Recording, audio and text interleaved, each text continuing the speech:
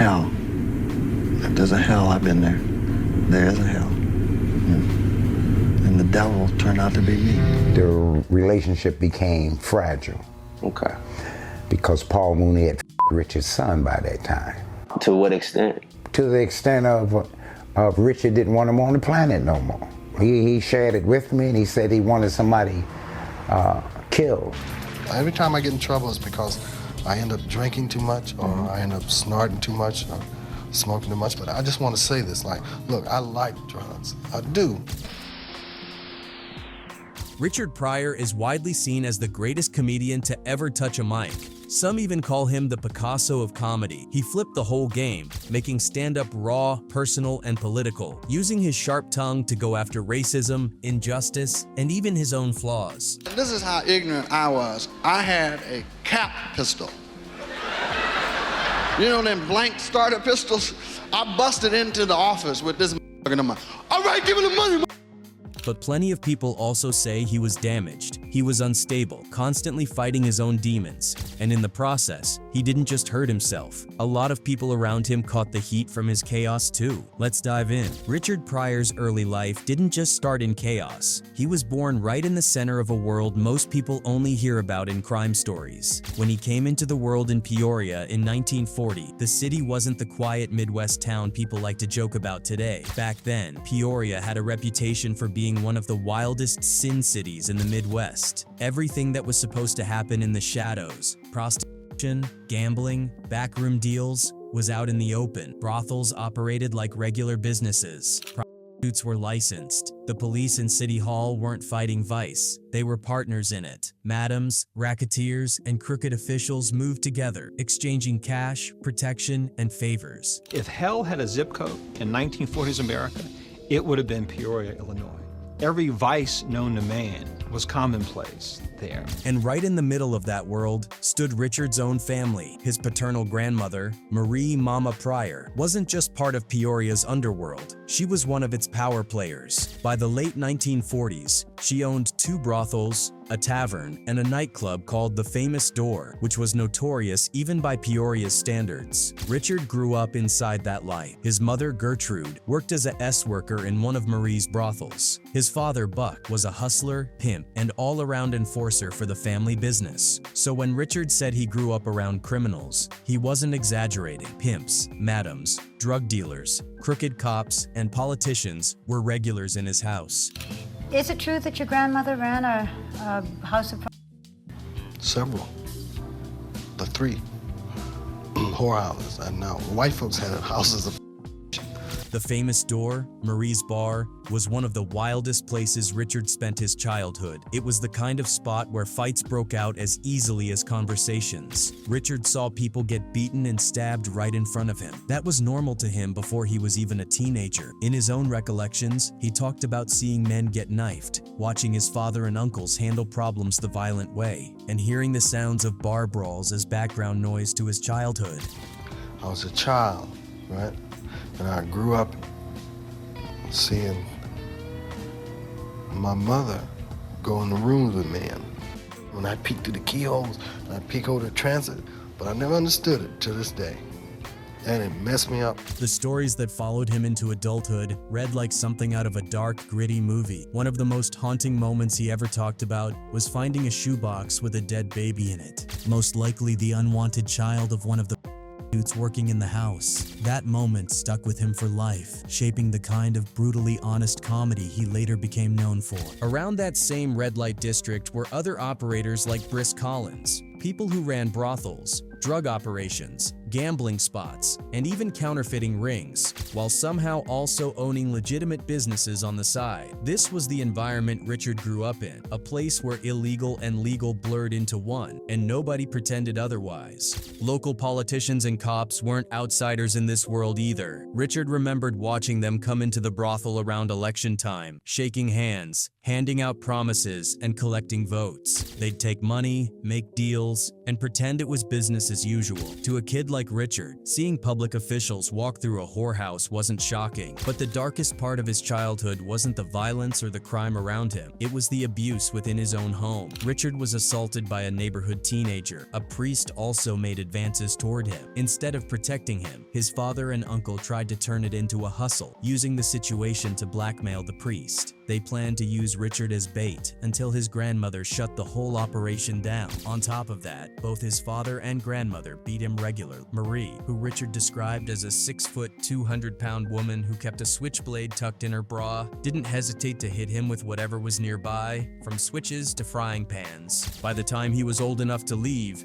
the military probably seemed like a way out. Pryor enlisted in the U.S. Army around 1958 and was sent to West Germany. But even there, life didn't get easier. He talked about how racist the atmosphere was, how only a few bars allowed black soldiers in, and how he constantly found himself facing threats or insults just for being there. The violence didn't stop either. At one point, he was attacked by 3 American soldiers wielding tire irons, forcing him to defend himself with a lead pipe. But the incident that really ended his Army career happened during a screening of the movie Imitation of Life. While the film tackled race and identity, a white soldier in the theater kept laughing at the black characters in the film. Pryor and another black soldier snapped. The confrontation escalated fast. Richard pulled a switchblade and slashed the man multiple times. Reports say about 7 before running. The man survived, but Pryor was arrested, jailed, and eventually thrown into a military brig for about a month. After that, the Army basically pushed him out. When Richard Pryor got back to Peoria and decided he wanted to be an entertainer, he didn't suddenly step into some clean, wholesome artistic world. He did what he'd always done. He tapped into the networks he knew best. The same underworld his family had been tied into for decades ended up giving him his first real chances on stage. His earliest gigs weren't in glamorous clubs or polished theaters. They were in the rough, fading bars that were the last survivors of Peoria's red light district. His first actual job was at Harold's Club, a bar sitting right in what used to be the city's vice corridor. Pryor basically talked his way into it by pretending he could sing and play the piano. In reality, he barely knew 4 chords, but he sold it like he was ready to headline. He'd play a little, sing a little, and then start joking around between songs. And to his surprise, the crowd reacted more to his jokes than anything else. They laughed at the stories,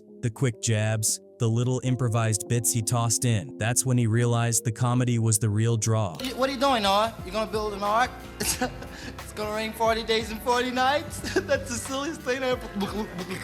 Pryor's first paid comedy jobs came from the exact type of people he grew up around. Harold's Club and another spot, Collins Corner, were both run by former red light district operators. These were people who'd survived the demolition of North Washington Street when the city tried to clean up its image. Even after the buildings came down, these folks kept operating on the edges, running bars where the rules were flexible and the crowds didn't mind a little grit. It was in these places that Pryor earned his first dollars as a comic. Around 19, Pryor found himself emceeing in Youngstown, Ohio, a town famous for steel mills and a heavy mafia presence. In Live on the Sunset Strip, and later in his semi-autobiographical movie, JoJo Dancer, Your Life is Calling, he talks about this period with a mix of disbelief and nostalgia. By then, he wasn't just doing comedy, he was hosting shows, introducing acts, trying to entertain drunk crowds who didn't care about jokes unless they were raw and fast. One of the people he worked with was a black stripper he called Satin Doll. According to Pryor,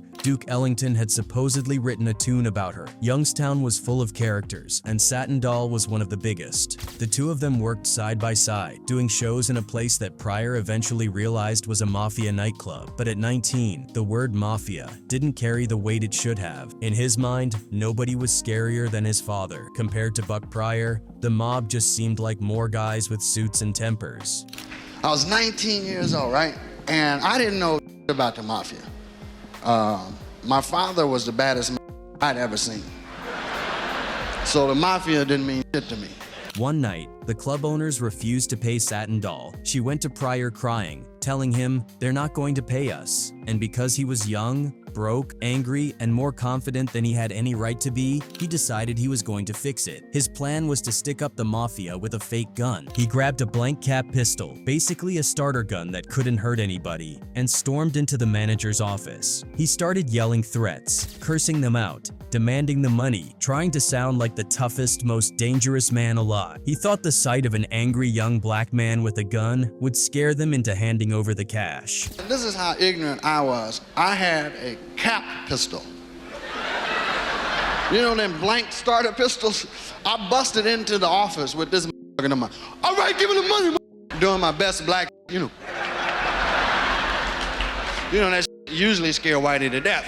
It didn't. Instead of panicking, the mob manager laughed at him. Then he called in other mob guys to come watch the show. These men weren't threatened. They were entertained. They made him repeat the stick-up, reenacting his lines like he was doing a skit. And then, instead of beating him or killing him, which they easily could have done, they treated him like a kind of mascot. They fed him. They talked to him. They told him stories. The kind you only hear from people who've taken lives without flinching. Cause that's what this dude, he just started laughing. This get Hey, wait a minute. Hey, Tony, come here. Wait a minute, Rich, do the gun again. Stick up.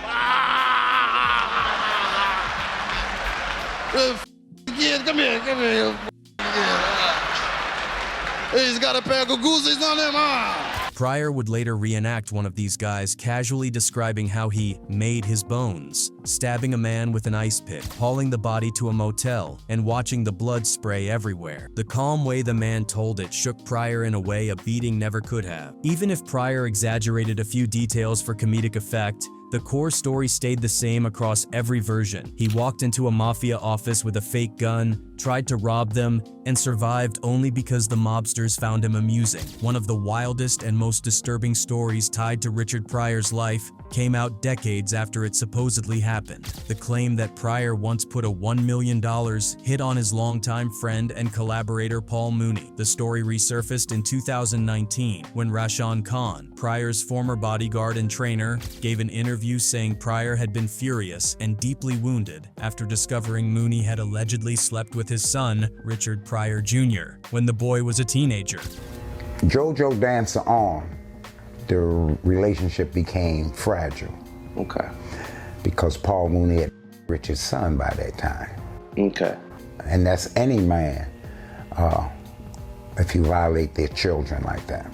According to Khan, Pryor felt such a level of betrayal that he was adamant about having Mooney killed and openly discussed paying $1 million to make it happen. Khan said the only reason the plan didn't go forward was because Pryor's infamous 1980 freebasing accident happened first, shifting his entire world and sending him into physical and emotional chaos. To what extent? To the extent of Richard didn't want him on the planet no more. And he was on it so clear, it was like, okay, it's serious. And so then I asked him, what is it about? He said, $1 million, I want somebody killed. It didn't happen because Richard caught on fire. Richard burned. And that's what saved Paul Mooney's life today, present day, is because Richard caught on fire. And then that became the primary. What made the story even more explosive was that Pryor's widow, Jennifer Lee Pryor, later backed up Khan's claims. She publicly said the accusation was true, adding another layer of credibility to what had already become a huge controversy. Mooney, on the other hand, denied everything through a publicist, calling the claims baseless and flat-out false. His sons also stepped up to defend him, insisting their father had never abused anyone, let alone Pryor's son. Richard Pryor Jr. eventually confirmed in his memoir that he had been abused as a minor, but he stopped short of naming Mooney. Later comments from him hinted more strongly at the possibility, saying the relationship wasn't consensual because of his age. He refused to comment on whether his father really put a hit out on Mooney, but Pryor's tumultuous life wasn't just about personal betrayals. Another dramatic chapter unfolded during the filming of the 1973 blaxploitation classic, The Mack, a movie he co-starred in and helped rewrite. The film already had an unusual origin story. The first draft of the script was literally written by a San Quentin inmate on toilet paper. Director Michael Campus decided to shoot in Oakland, wanting authenticity for a low-budget movie centered on pimps, hustlers, and the gritty street life of West Oakland. What he didn't fully realize was that Oakland at the time was in the middle of a real, active turf war between two powerful groups: the Ward brothers, local street figures with deep roots in the community, and the Black Panther Party, who were politically and socially influential, but also heavily armed and territorial. Campus made a deal with the Ward brothers to shoot on their turf and hired armed guards to protect the cast and crew. But the move enraged the Panthers, who saw it as a hostile incursion and a sign they were being disrespected on their own ground. At one point during filming, Panthers allegedly threw bottles down on the crew from the rooftops, warning them that they were still the ones in control. So Pryor was working in an environment where real guns, real factions, and real danger were never far away. And as if the situation on the ground wasn't chaotic enough, Pryor himself was adding gasoline to the fire. During this period, he was deep into cocaine and alcohol, partying non-stop, bringing prostitutes to his trailer, and often showing up too intoxicated to do his scenes without someone physically holding him upright. On top of that, he felt cheated. He believed he deserved more writing credit and more money for the film, and his frustration started boiling over.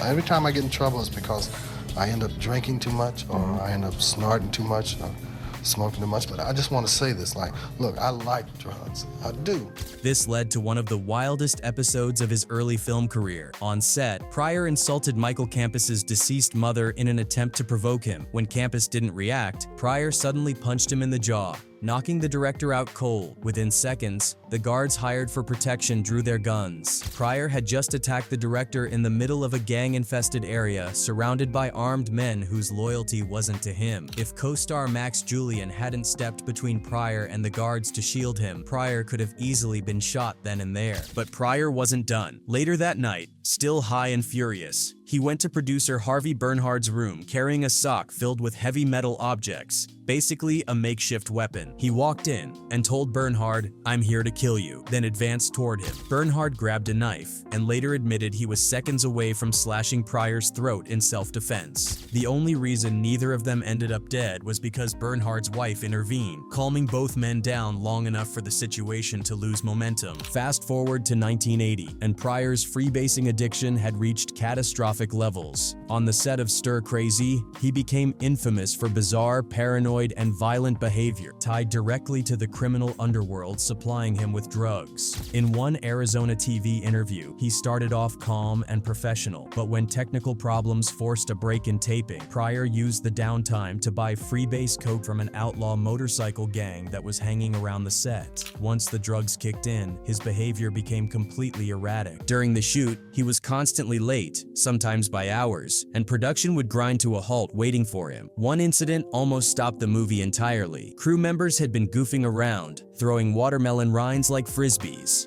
One rind accidentally landed near Pryor. Already paranoid and feeling racially targeted, he saw it as an intentional racist insult. He walked off the set, convinced the crew was mocking him, and, at night, he claimed people were shooting guns outside his house. Another sign of how deeply he was sinking into drug-induced fear. He refused to continue unless he was paid an additional $500,000. Richard Pryor didn't just joke about chaos, violence, and crime. He lived in the middle of it, and sometimes he was the dangerous one. One of the clearest examples of that came on New Year's Day in 1978, during an explosive incident at his home in Los Angeles. Pryor, his third wife Deborah, and two women she was romantically involved with had been drinking heavily the night before. At some point during the long, messy night, Pryor found out that Deborah had a relationship with one of the women, and the discovery lit the fuse. What started as drunken arguing spiraled into an all-out meltdown. By the time morning rolled around, Pryor was fully out of control. He eventually chased the women out of the house,